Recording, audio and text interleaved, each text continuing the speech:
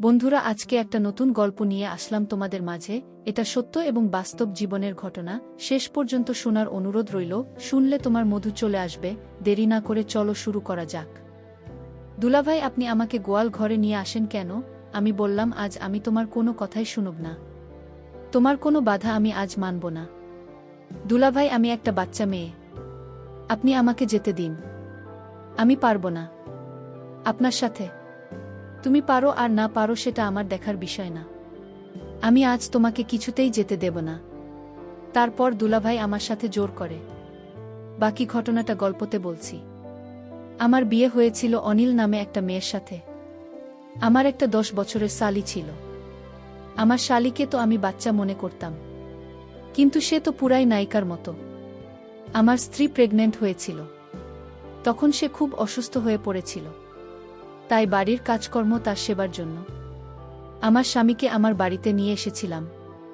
কারণ আমার বউ যখন চিকিৎসার জন্য হসপিটালে গিয়েছিল আর আমি অফিস থেকে যখন বাড়িতে এলাম, তখন আমার স্বামী আমাকে বলল, দুলাভাই আসুন আমরা গোয়াল ঘরে যাই। তারপর আমার স্বামী আমায় গোয়াল ঘরে নিয়ে আমার সাথে যা করেছিল তা শুনলে তোমাদের মাথা নষ্ট হয়ে যাবে।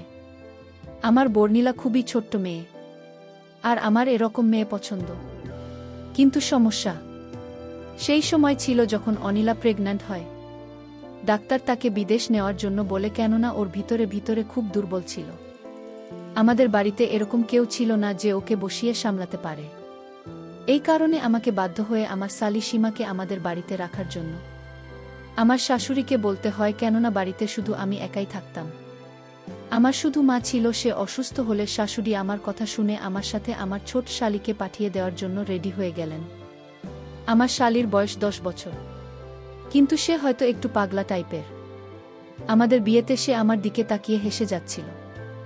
আমি ওর হাসির জবাবে যখন এসেছিলাম, তখন ও লজ্জাতে দৌড়ে বাইরে চলে গিয়েছিলাম। ওর ব্যবহার দেখে আমার খুব অদ্ভুত লেগেছিল। যাই হোক, আমার শাশুড়ি আমাকে ডেকে বলতে লাগলেন, সীমা, নিজের কাপড় চোপড় ব্যাগে ভরে রেডি হয়ে নে, তোর জামাইবাবু তোকে নিতে এসেছি। এই কথা শুনেও তাড়াতাড়ি করে নিজের ঘরে চলে গেল। আর কিছু সময় পরেই একটা ছোট্ট ব্যাগ নিয়ে বেরিয়ে এল। আমি বাইকে করে আমার শ্বশুর বাড়িতে এসেছিলাম। এই কারণে নিজের বাইকে ওকে বসতে হতো। আমি ওর ব্যাগ সামনে রেখে দিলাম আর ওকে পিছনে বসার ইশারা করলাম। ও মোটরসাইকেলে বসে পড়ল। এই অবধি ঠিকই ছিল, কিন্তু যখন অর্ধেক রাস্তা গেলাম, হঠাৎ এই ঘটনায় আমি চমকে উঠেছিলাম। কপাল ভালো যে আমি মেন রোডে নেই, না হলে হঠাৎ করে এই ঘটনায় হয়তো অ্যাক্সিডেন্ট করে ফেলতাম। আমি তাড়াতাড়ি করে মোটরসাইকেল সাইডে দাঁড় করিয়ে ওকে বললাম, এটা তুমি কি করছো? কারণ আমার শালি সীমা মোটর সাইকেলে বসে আমার সাথে দুষ্টুমি করছিল। তোমার যদি মোটরসাইকেলে ভয় লাগে আমায় বলো। তোমার যদি ধরতে হয় তাহলে তুমি আমার কাঁধের উপর হাত রাখবে। আমার কথা শুনেও তাড়াতাড়ি করে ঠিকঠাক হয়ে বসে এরপরে আমি ওকে বাড়িতে নিয়ে এলাম। অনিলকে দেখে খুব খুশি হয়েছিল। সমস্ত কাজ অনিল সীমাকে বুঝিয়ে দিয়েছিল। সীমা জলখাবার, অদিতি আর ঘরে নিয়ে দিত। আমার অফিসের কাপড় আয়রন করে দিত। একদিন আমি আমার বাথরুমে স্নান করছিলাম। বেশিরভাগ সময় যখন শরীর খারাপ লাগত তখন ঘর থেকে বেরিয়ে বারান্দায় গিয়ে বসতাম। এখনো বারান্দাতেই বসেছিলাম। তারপর গোসলে গেলাম। আমি বাথরুম থেকে বেরিয়ে হঠাৎ ঘরের মধ্যে সীমাকে দেখে রাগে আমার অবস্থা খারাপ হয়ে গেল। হয়তো আমার আয়রন করা কাপড় রাখতে এসেছিল, কিন্তু ও ফিরে যাওয়ার পরিবর্তে ড্রেসিং টেবিলের সামনে দাঁড়িয়েছিল। আমাকে দেখেও ঘাবড়ে গেল। আমি বললাম, তুমি এখানে কি করছো? কোনো লজ্জাশরম আছে কি তোমার? আমি বললাম, চলে যাও আমার ঘর থেকে, অদ্ভুত বোকা মেয়ে। সীমা আমার এরকম কথাতেও চোখের জল ফেলতে ফেলতে ঘর থেকে বাইরে বেরিয়ে গেল। আমি রাগে গজগজ করতে করতে নিজের কাপড় পরে যখন বাইরে এলাম, তখন অনিলার পাশে বসে কান্না করতে করতে বলেছিল, দিদি, আমাকে বাড়িতে রেখে এসো, আমি তোমাদের বাড়িতে থাকতে চাই না। জামাইবাবু সবসময় আমাকে বকতে থাকে। তোমার এই লিপস্টিক আমার ভাল লেগেছিল, তাই আমি একটু লাগাচ্ছিলাম। আমাকে ঘর থেকে বাইরে আসতে দেখে অনিল আমাকে বলতে লাগল, সুজন, কি সব কাজ করো না তুমি? আমার এই বাচ্চা বোনটিকে শুধু শুধু এত বাজে ভাবে বলছো কেন তুমি? বাড়ির সমস্ত কাজের দায়িত্ব ওর উপর এসে পড়েছে। বিয়ের আগে কোনোদিন আমি ওকে দিয়ে কোনো কাজই করাতাম না, কিন্তু এখনো আমার অসুবিধার কারণে এখানে এসেছে। তাই তোমার ব্যবহার ভালো রাখা উচিত, কিন্তু তার পরিবর্তে তুমি সব সময় ওকে বকতে থাক। আমি অনিল আর কথার কোনো জবাব দিলাম না, বরং বোকা দেখে অবাক চোখে ওর দিকে তাকিয়ে রইলাম। ওর বোঝা উচিত ছিল যে কোনো সময় ওর বোনের কোথায় থাকা উচিত আর কোথায় থাকা উচিত না। আমি জলখাবার না খেয়ে অফিসে চলে গেলাম। আমার হৃদয় থেকে বিরক্তি অনুভব হতো, কেননা ওর কাণ্ডকারখানা কিছুটা সেরকমই ছিল। একবার আমি ক্লান্ত হয়ে অফিস থেকে তাড়াতাড়ি বাড়িতে এসে দেখলাম সীমা ঘরের দরজা বন্ধ। আমার মনে হলো হয়তো নিজের ঘরে আছে। আমি নিজের ঘরে ঢুকে দেখলাম অনিলা চাদর দিয়ে মুখ থেকে ঘুমিয়ে আছে। যখন থেকে অনিলা প্রেগন্যান্ট হয়েছে তখন থেকেই আমাকে কাছে আসতে দিত না, বলতো ডাক্তার সাবধানে থাকতে বলেছে। যদি ওকে দেখে আমার হৃদয়ে অন্য কিছু করার ইচ্ছে হতো। তাই আমি দরজা লক করে অফিসের ব্যাগ এক সাইডে রাখলাম আর বিছানায় উঠে সীমার পাশে গিয়ে শুয়ে পড়লাম। তখন সে বলল, দুলাভাই আপনি আমার রুমে কেন? আপনি এখানে কেন আসলেন? আপনার সাথে আমার আর কোনো কথা নেই। আমি বললাম, তুমি এমন করছো কেন? তুমি আমার সাথে কেন রাগ করছো? তখন সীমা বলল, দুলাভাই আপনি আমার সাথে শুধু ব্যবহার খারাপ করেন। আমি বললাম, ঠিক আছে, আমি তোমাকে আর কখনো বকা দিব না। তখন সীমা বলল, তাহলে দুলাভাই আমার একটা কথা রাখবে। আমি বললাম, কি কথা? সীমা বলল, দুলাভাই আপনাদের গোয়ালঘরে কি থাকে? আমি বললাম, গোয়ালঘরে তো শুধু গরু থাকে। আমার শালি তখন বলল, তাহলে দুলাভাই ওই গোয়ালঘরে আমার একটা কাজ আছে আপনারে নিয়ে। আমি বাচ্চা মেয়ের কথা শুনে অবাক হলাম। বলে, কি গোয়ালঘরে কেন? সীমা বলল, গেলেই বুঝতে পারবেন। এর কিছুদিন পর আমি অফিস থেকে ফিরে এসে দেখলাম আমার স্ত্রী কোথায় জানি গিয়েছিল। আমি বললাম, তুমি কোথায় গিয়েছিলে? ও বলল, আমার পেটে খুব অস্বস্তি হচ্ছিল, এই কারণে পাশের বাড়ির মাসিমাকে নিয়ে ডাক্তারের কাছে গিয়েছিলাম। তাদের গাড়ি আছে, তাই তাকে নিয়ে ডাক্তারের কাছে চেক আপ করিয়ে এখনই ফিরলাম। আমি বললাম, ডাক্তার কি বলল? ডাক্তার বলেছে এই সময় রকম একটু হতে পারে। তিনি কিছু ওষুধ লিখে দিয়েছেন। দিন দিন ওকে খুব দুর্বল মনে হচ্ছিল।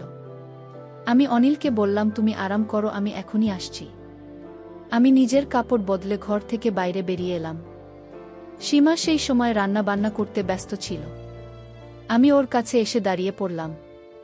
আমাকে দেখে ওর মুখের রং বদলে গেল। আমি নিজের মাথা নিচু করে নিলাম, কেননা তার কথা আমি রাখিনি। সে বলেছিল গোয়াল ঘরে যেতে। আমার মনে মনে জানতে ইচ্ছা করছে, সেই গোয়াল ঘরে কেন যেতে চায় একটা বাচ্চা মেয়ে? যাই হোক, আমি চাইতাম না এই কথাটা অনিলা অবধি পৌঁছাতে। তাই ওকে বললাম, তুমি যে গোয়াল ঘরে যেতে চাও, বোনকে কোনো সময় বলবে না। আমার গলার স্বর কিছুটা কঠিন হয়ে গেল।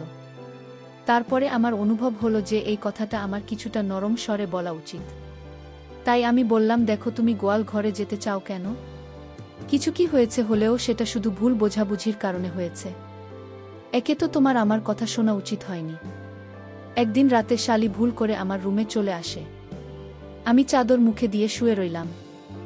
দুলাভাই আমার বোনের ঘর মনে করে আমার ঘরে চলে আসছে। কিন্তু আমি তো জানতাম সে একটা বাচ্চা মেয়ে, কিন্তু আমার সাথে যে কার্যকলাপ তা ঘটল সেটা দেখে আমার হুঁশ হয়ে গেল। সীমা বিভোর ঘুমে ছিল, আর ঘুমের ঘরে তার বোনের সাথে রাতে যা আমি করতাম সেটা আমি আজ সীমার ঘরে সীমার ঘুমের মধ্যে করে ফেলেছি। যখন সকাল হলো সীমা সব বুঝতে পেরেছিল। আমার মনে হয়েছিল যে তুমি অনিলা, কিন্তু তারপরেও যা কিছু হয়েছে তার জন্য আমি তোমার কাছে ক্ষমা চাইছি। কিন্তু প্লিজ এই কথাটা অনিলাকে বলো না। আমার নরম স্বরে কথা শুনেও বলতে লাগল, আমাকে অনিলা দিদি বলেছিল যে আমি জানি তার ঘরে থাকি। আমি বললাম, যাই হোক, যা কিছু হয়ে গেছে সেটা ভুলে যাও। সঙ্গে সঙ্গে আমার কথা মেনে নিল, আর আমিও নিশ্চিত হলাম। সময় এভাবেই কাটতে লাগল।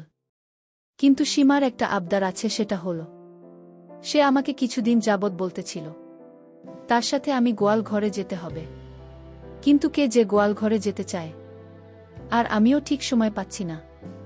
কোনো সময় যাব। সে আমাকে বলেছিল এদিনের রাতের ঘটনা তার দিদিকে বলবে না, যদি আমি তার সাথে গোয়াল ঘরে যাই। এসব ভাবতে ভাবতে এদিকে আমার স্ত্রীর অবস্থা ঠিক বলে মনে হচ্ছিল না। সময় যত কাটতে লাগল, শ্বাস নিতেও তো কষ্ট হতে লাগল।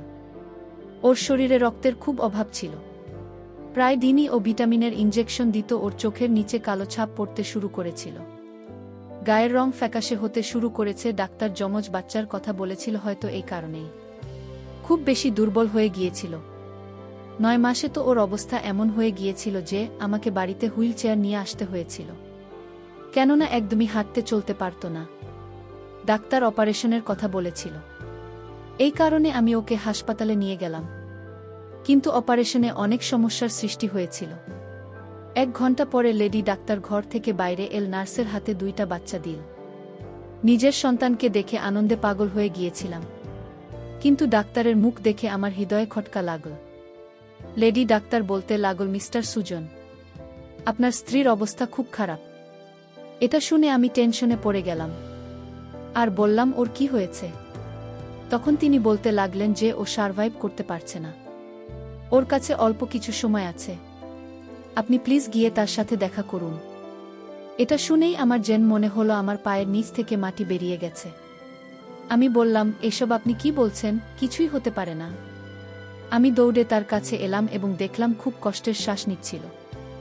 আমি ওর কাছে গেলে ওর চোখ থেকে জল গড়িয়ে বালিশে প্রবেশ করেছিল। আমাকে দেখে ও হালকা একটু হাসার চেষ্টা করল। আমি ওর কাছে গিয়ে বসে পড়লাম। ওর চোখের জল ফেলেই চলছিল। আমি ওর হাত ধরে বললাম, কিছুই হবে না, তোমার দরকার হলে আমি জলের মতো পয়সা খরচ করব, তুমি ঠিক হয়ে যাবে। কিন্তু খুব কষ্টে ভাঙাচোরা শব্দ বলতে লাগল, তুমি যা কিছুই করো না কেন আমি বুঝে গেছি যে আমার কাছে সময় খুব কম। আমার স্ত্রী বলতে লাগল, সুজন প্লিজ আমার বাচ্চাদের জন্য সৎমা নিয়ে এসো না, তার থেকে তুমি সীমাকে বিয়ে করে নিও। ওর কথা শুনে হতভম্ব হয়ে ওর দিকে তাকিয়ে রইলাম। হঠাৎ হওয়া এই অবস্থার জন্য আমি একদম রেডি ছিলাম না। আমি বললাম, এরকম কথা কেন বলছো তুমি? তোমার কিছুই হবে না, ভগবানের জন্য এরকম কথা বলো না। অনিলা হঠাৎ করে নিঃশ্বাস নিতে খুব কষ্ট হচ্ছিল। আমি ডাক্তারকে ডাকতে শুরু করে দিলাম। আমি চিৎকার করে করে সমস্ত স্টাফকে এক জায়গায় করে ফেললাম। ডাক্তার তাড়াতাড়ি নার্সকে ইঞ্জেকশন দিতে বললেন। সমস্ত লোক আশেপাশে দাঁড়িয়েছিল। আমার চোখ দিয়ে জল পড়তে লাগল। কিন্তু এত কিছুর পরেও আমাদের ছেড়ে চলে গেল। আমার গুণটি সেই সমস্ত পুরুষদের মধ্যে হয়তো যারা নিজের স্ত্রীর জন্য সমস্ত স্বপ্ন, সমস্ত আবেগ কন্ট্রোল করতে পারে না। এর সাথে আমার এরকমই বন্ধ ছিল ওর শান্ত স্বভাব। আমার হৃদয়ে ওর জন্য আলাদা জায়গা করে নিয়েছিল। ওর প্রতি আমার গভীর ভালোবাসার কারণে আমি কখনো সীমাকে নজর উঠিয়ে দেখিনি। আমি কান্না করে বলতে লাগলাম, তুমি আমাকে এভাবে ছেড়ে দিতে পারো না। সবই তো আমরা জীবন শুরু করেছিলাম, আমরা একসাথে জীবন কাটাতে চেয়েছিলাম, কিন্তু ও আমাকে ছেড়ে চলে গেল। ডাক্তার আমাকে বললেন, আপনি একটু শান্ত হন। এখনো অবধি সীমায় কথা জানত না যে অনিল আমাদেরকে ছেড়ে চলে গেছে। যখন আমি ঘর থেকে বাইরে এলাম তখনও বলতে লাগল, দিদির শরীর কেমন আছে জামাইবাবু? আমার চোখ থেকে জল ঝরছিল। আমি নিজের বাচ্চাকে ওর থেকে নিয়ে ওকে বললাম, সে আমাদেরকে ছেড়ে চলে গেছে, আর কখনো ফিরে আসবে না। এটা শোনার সাথে সাথে সীমা কান্না করতে করতে বলল, আপনি মিথ্যা কথা বলছেন। আমি আমার শাশুড়িকে ফোন করলাম, একটা ভূমিকম্প যাতে আমাদের উপরে পাহাড় ভেঙে পড়েছে। আমার শাশুড়ি কান্না করতে করতে অবস্থা খারাপ করে দিয়েছিল। 3 দিন সীমা আর আমার শাশুড়ি আমার বাড়িতে থাকল। তারপরে আমার শাশুড়ি বলতে লাগলেন, আমি বাচ্চাদেরকে আমাদের বাড়িতে নিয়ে যাই, এখানে ওদের দেখার মতো কেউ নেই। আমি সেই সময় না করলাম না। আমি অনিল আর চিন্তায় ছিলাম যে এখনো হাসতে হাসতে বাইরে বের হয়ে বলবে, সুজন তুমি কেন উদাস হয়ে আছো? আমি এখানে তোমার কাছে আছি। 1 মাস পার হয়ে গিয়েছিল। আমি আমার অফিস জয়েন করে নিয়েছি। আমার তখন অনিলের কথা মনে পড়ছিল, কারণ অনিলা বলে গিয়েছিল আমি যেন তার ছোট বোনকে বিয়ে করি। আমি যদি তার কথা না রাখি তাহলে তার আত্মা কষ্ট পাবে। আর তাই আমার শালী সীমাকে বললাম, আমি জানি তুমি কেন গোয়াল ঘরে যেতে চাইতে, তোমার আর গোয়াল ঘরে যেতে হবে না। আজ আমরা এই ঘরেই থাকব, যেভাবে তোমার বোন আমার হয়ে থেকেছিল। সীমা ও তার বোনের কথা ভেবে আমার সাথে রহিয়া গেল। বন্ধুরা, আজকের গল্পটি তোমাদের কাছে কেমন লাগলো তা অবশ্যই কমেন্ট করে জানাতে ভুলবেন না। আর এরকম নতুন নতুন গল্প পাওয়ার জন্য আমার চ্যানেলটিকে সাবস্ক্রাইব করে পাশে থাকবেন। ধন্যবাদ।